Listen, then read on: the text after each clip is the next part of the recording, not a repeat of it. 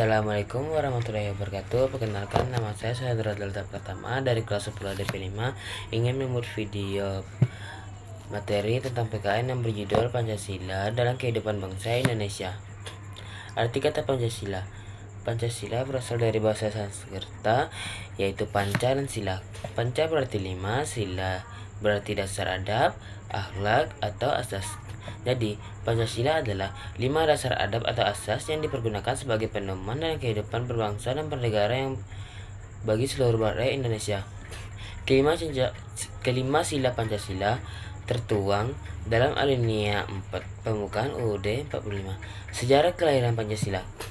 Istilah Pancasila pertama kali disampaikan oleh Ir. Insinyur Soekarno dalam sidang PPKI pada tanggal 1 Juni 1945. Tanggal 1 Juni kemudian dijadikan sebagai hari lahir Pancasila. Pada sidang tersebut, Ir Soekarno menyampaikan 5 dasar sebagai dasar negara Indonesia, yang kemudian diberi nama Pancasila atas saran temannya yang ahli bahasa. Selain Insinyur Soekarno, tokoh lain yang menyampaikan ide tentang dasar negara adalah Mr. Muhammad Yamin dan Prof. Dr. Soepomo. Rumusan para tokoh tersebut kemudian disempurnakan oleh panitia kecil dengan sebutan Panitia 9 yang tugasnya menyiapkan rancangan hukum, pasal, dan pembukaan UUD. Hasil kerja Panitia 9 tersebut tertuang dalam pembukaan UUD 45 yang berarti 5 sila Pancasila dan tujuan negara Indonesia.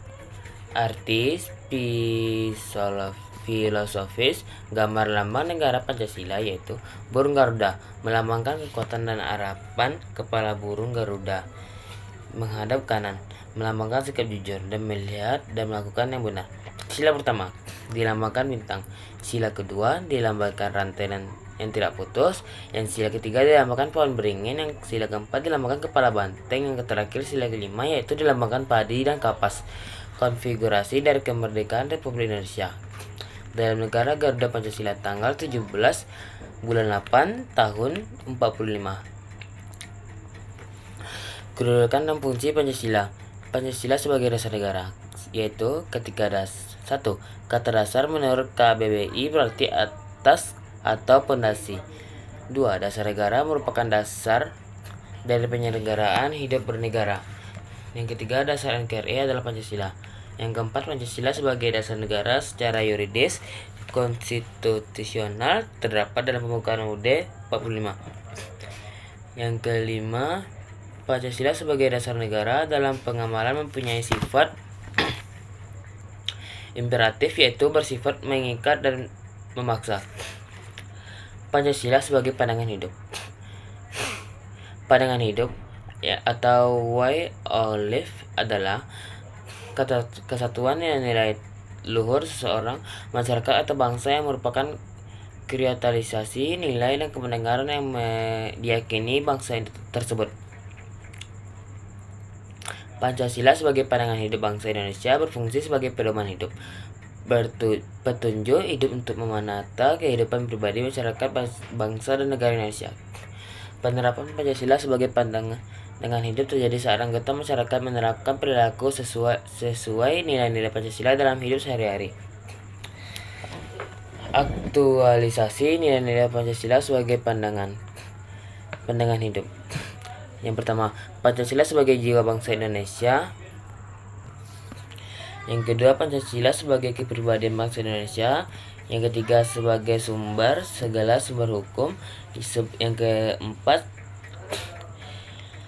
sebagai perjanjian luhur bangsa Indonesia. Yang kelima, sebagai cita-cita dan tujuan bangsa Indonesia. Yang terakhir yaitu Pancasila sebagai filsafat hidup yang mempersatukan bangsa Indonesia. Nilai-nilai dasar kelima sila Pancasila. Sila pertama yaitu bertuhan, ibadah, toleransi beragama. Yang kedua, kemanusiaan yang beradab. Yang ketiga, persatuan kesatuan berkorban.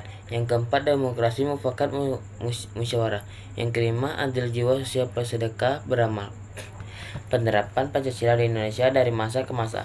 Orde Lama tahun 1945 sampai 1966. Pada masa Orde Lama, Indonesia menjalani proses pelarian dari masyarakat merdeka saat itu adalah proses pencarian penerapan bentuk Pancasila 3 periode Orde Lama, yaitu periode 1945 1950 sampai 1950, periode 1950 sampai 1959, serta periode 1959 sampai 1966. Merdeka menjalani proses adaptasi penerapan ideologi bangsa yaitu Pancasila. Beberapa masyarakat ada yang setuju dan sebagian merasa keberatan. Orde Baru tahun 1960 sampai 1998. Orde Baru dimulai dengan naiknya Soeharto menjadi presiden menggantikan Soekarno pada tanggal 22 Februari 1967. Upaya pemulihan yang dilakukan Presiden Soeharto yaitu 1. Rencana pembangunan 5 tahun. Yang 2. Pemilu. Yang ketiga, pembinaan pendidikan pelaksanaan pedoman. Yang terakhir, pemerataan pembangunan. Reformasi 1998 sampai sekarang. Era reformasi dimulai dengan pergantian presiden dari Soeharto ke-8.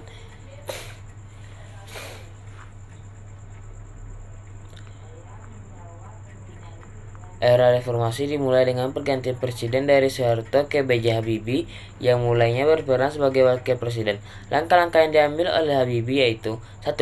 Membentuk Kabinet Reformasi pada tanggal 22 Mei 1998. Yang kedua, memperbaiki sistem ekonomi dengan menaikkan nilai tukar rupiah dari rekonstruksi para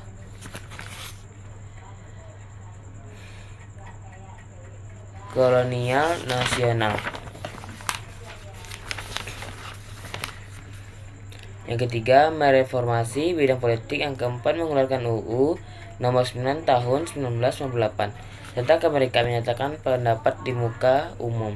Yang kelima, menyelesaikan masalah dewi fungsi ABRI. Yang keenam, mereformasi bidang hukum. Yang ketujuh, mengadakan sidang istimewa MPR. Assalamualaikum warahmatullahi wabarakatuh.